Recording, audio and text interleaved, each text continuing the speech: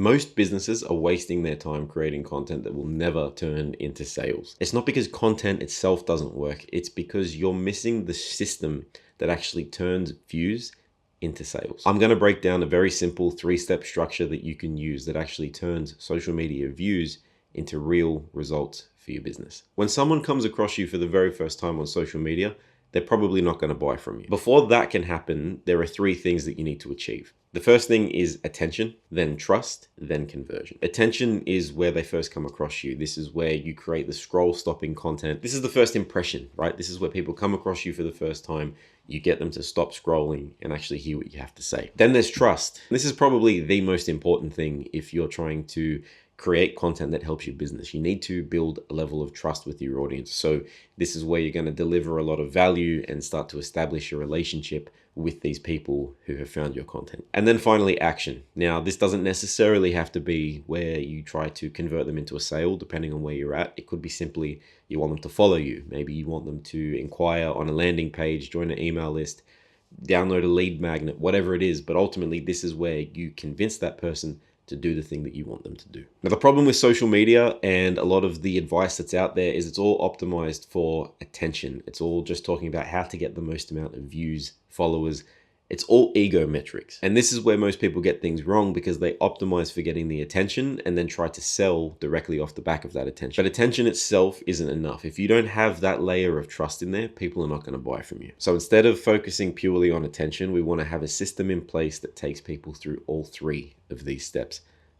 That's what we're going to get into today. So the first phase in this system is the reach phase. The whole objective of our reach phase is to get in front of new people. Now, the content that you're going to create in this phase is all about broad appeal. We're trying to cast a really wide net. So the problems that we're solving in our content should be very relatable, and we're optimizing for stopping the scroll. So entertaining, really good hooks. We're trying to get people to actually watch our content. We're trying to make a good first impression. So for example, if you're in the fitness space, you might create content that explains a calorie deficit in a really engaging way.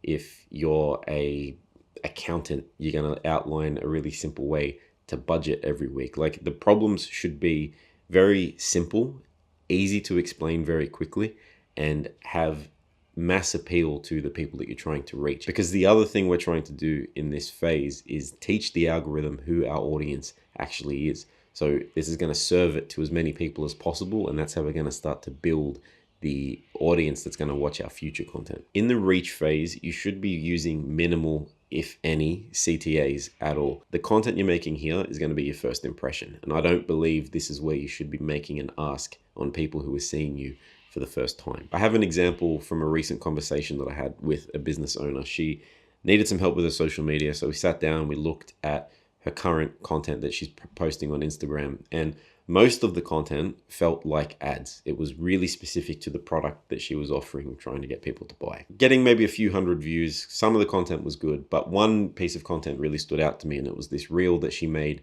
talking about a psychological concept of cognitive load. And it was interesting because it was value first, right? It was educating me on a very simple thing, and she explained it in a really good way, and it's relatable, right? Anyone can relate to this.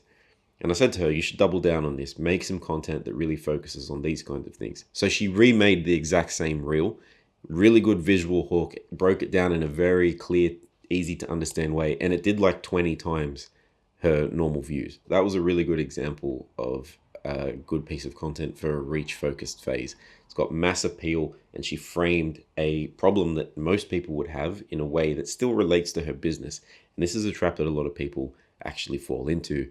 It's the trap of audience capture. So let's say I am a business owner. I create this video about cognitive load and it does really well, gets 20 times my regular views. So I decide I'm going to make another video that's very similar to this. Now, this next video is still very similar, right? But I'm shifting a little bit more towards what I know is going to get the views. So I create another video about another concept that maybe is slightly less related to the business, but it does really well again. If I keep going down that trajectory of creating content that I know is starting to get views, I can start to drift away from what's actually going to build an audience of people that are interested in my product. Because the thing you need to remember is oftentimes what it takes for something to go viral and get attention doesn't always overlap with what is actually going to convince people to buy whatever it is you're selling. So this is audience capture, where you start to drift away from the actual purpose of your content and start to chase metrics like views and followers. This is why it's very important to stay very clear on what the goal of your content actually is,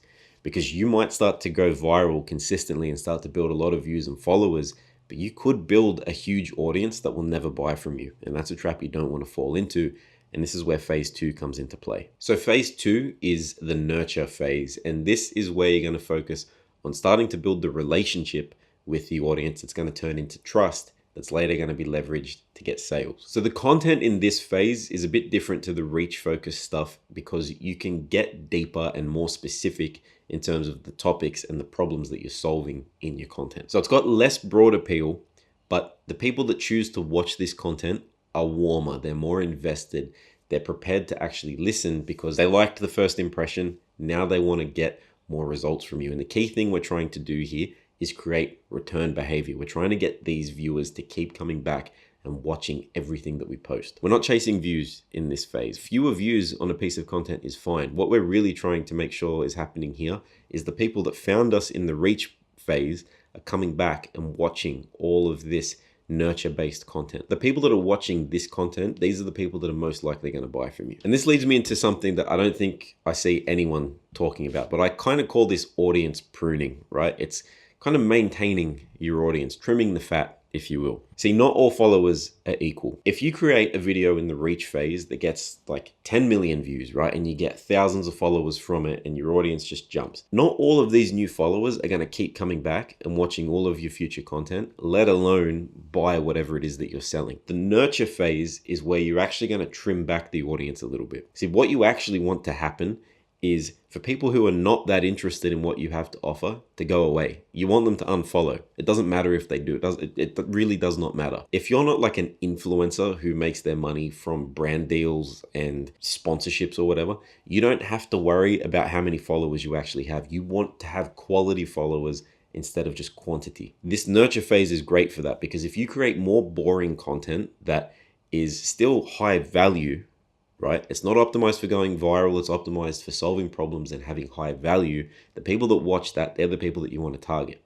And what actually happens here is, we'll get into this later, but when you go into another reach phase, because you've got this engaged audience of people that sort of watch everything that you post, the algorithm has a better understanding of who the best match for your content is. And when something goes viral again, it's going to target those people specifically. So you start to build more high quality followers. We'll get into this later, but this is basically how this system all works. It's something that you can run once and then go back and repeat. So this brings us to phase 3, the convert phase. So phase 3 is very simple. And I'm not going to get into so much detail on the best content to create in phase 3, because it's pretty simple, right? You don't really have to do that much work if you've done the first 2 phases effectively. But what I would say is just please, please, please focus on value first. Don't just try to sell. People hate being sold to. They will choose to buy if you've built the trust with them and you can show how your product is actually going to help. So how does this whole system work exactly? Do you just do these 3 phases and then you're done? Not exactly. All 3 phases of this system are going to exist always. But what I would recommend, especially if you're just getting started, you don't really have much of a social media strategy, or you want to start fresh, run each phase in order once. Go from phase 1 to 3, do that once. Within each phase, you might want to have a mix of each different content type, but the weighting is just different. So like in the reach phase, 90% of the content that you create is going to be optimized for getting in front of people. But then that extra 10%, you might split that up and do a couple of more detailed nurture-based videos and sprinkle in 1 or 2 conversion-focused pieces of content. And then in a nurture phase, you might still want to grow the audience a bit. So where most of your posts might be really detailed, high-value nurture content, you still sprinkle in a bit of reach-focused stuff so you can continue to feed the top of the funnel. One thing I would say as well to note with the conversion phase is that should be pretty brief. I think you don't want to do this for very long, which does lead me into how long should you actually run each phase for. If you're just getting started or you're trying to experiment with new content, I would say that you need a minimum of 3 months to get really, really good data and really good results. The first time you go to a proper reach phase, I really think that you should do it for at least 3 months, because any less than that, I don't think you're getting real data. It's just noise, and you can't really see where patterns are starting to form. You can't see what people resonate with. And on top of that, you need that amount of time at minimum to start getting good at creating content. So the reach phase, again, 3 months minimum. What about the nurture phase? Does it need to be a full 3-month sprint? Probably not. You could probably pull back and do a bit less, because the benefit of this content as well, especially if you're creating, let's say for YouTube, is this content might be less viral friendly, but it's evergreen. So your reach focused stuff might go on a good run initially, especially if it's short form content, right? You're talking about really trendy news based stuff, and it might go viral and do really well. But then after it's had that run, it's finished. Nurture-based content, let's say on YouTube, for example, something that's going to get passive views forever, because you're probably talking about something that's more evergreen. So your nurture-based phase could be quite a bit shorter. You might just do a few posts that are nurture-based stuff, but really high value. And because you want the audience to keep growing, you probably don't want to sit in a nurture-focused phase for too long. You want to keep feeding the top of the funnel. So nurture, while the content itself, I think, is the most valuable and the most important to focus on, you don't want to be creating that content for too long. And then again, conversion phase, keep it short. The final thing I'll say is you want to set goals for each phase, and your goals can be tied directly to specific metrics. In a reach focus phase, the key thing you want to focus on is new viewers. How much is the algorithm pushing your content to a cold audience and getting new eyes on your content? Pure focus on views here. You're just creating content that's going to get eyeballs. So your goal in a reach phase might be to bump up your average views by like 30%. So if you look at all of your posts in a month, you work out what your average views per post are, maybe your reach phase, you want to bump that up by like 30 to 50%. Once you hit that, then you move on to a nurture phase. Because we're focused on quality viewers and a quality audience, the things that we're measuring need to change. We're not really concerned with new viewers. We want people to keep coming back and watching our content. So our existing audience is the focus here. We want really high retention on the videos that we're posting. Views themselves might be lower, but we want people who do watch the content to watch all of the content. Engagement, things like comments, how many DMs are you getting? That's really important too. Maybe link clicks, maybe how many people are joining your newsletter. These are the things that we're really paying attention to in this phase. And again, the key thing, return behavior. How often are our followers coming back and watching our content? And then finally, conversion phase, the metrics are simple. It's action. How many people are taking the action that we're asking them to take? And that could be as simple as buying the thing that we're selling. The key thing to take away from all of this is the things that you should be chasing and not just views and attention. We're trying to build a quality and engaged audience. The simplest explanation or the simplest solution to a problem is most likely the most effective. And this is the thing that pisses me off about this content education space. All these content experts and gurus jump on social media and lay out these really complicated systems and frameworks and try and sell you these 30-page ebooks and to join their $10,000 courses because they're going to teach you this incredibly effective system that's going to make every post go viral. It's all bullshit. They just pack in so much information and extra fluff to make it seem like what they're trying to sell is more valuable than it actually is. But the truth is, it just comes down to fundamentals, and that's what this system is. It's pure fundamentals. You don't need to overcomplicate it. The thing is with fundamentals though, they're simple, but they're not easy. Consistency is the key. It's not just posting frequently for the sake of it. It's looking at what's working, what's not working, and making changes based on that. We talked about a lot in this video. There'll be a link in the description to like a summary of everything that we spoke about. There's also going to be a link if you'd like to work with me one-on-one and get more specific on how you could apply this strategy to your business. But otherwise, I'll see you in the next one.